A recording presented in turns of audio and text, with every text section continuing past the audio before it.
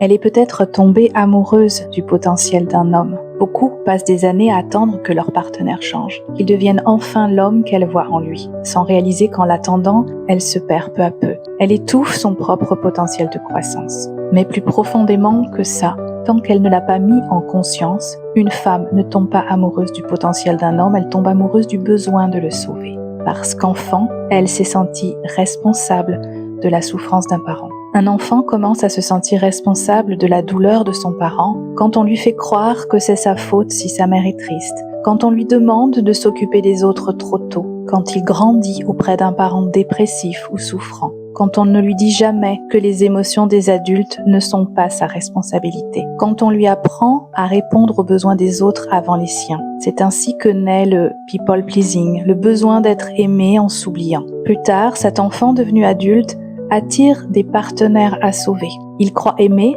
mais en réalité, il rejoue le scénario où il doit réparer, comprendre, mériter l'amour. La vérité, c'est que peu d'hommes se transforment par inspiration. La plupart changent par désespoir.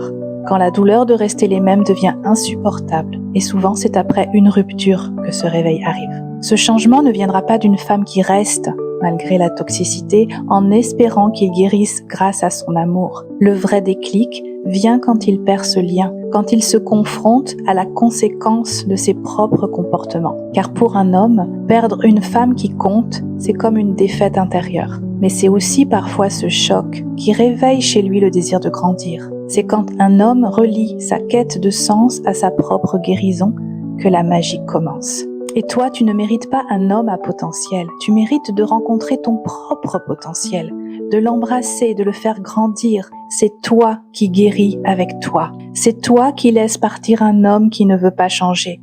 C'est toi qui libères les souffrances du passé pour ne plus attirer ceux qui en reflètent l'énergie. C'est toi qui comprends enfin que vouloir sauver quelqu'un, c'est encore une façon de te perdre. Si ce message résonne dans ton cœur, partage-le autour de toi.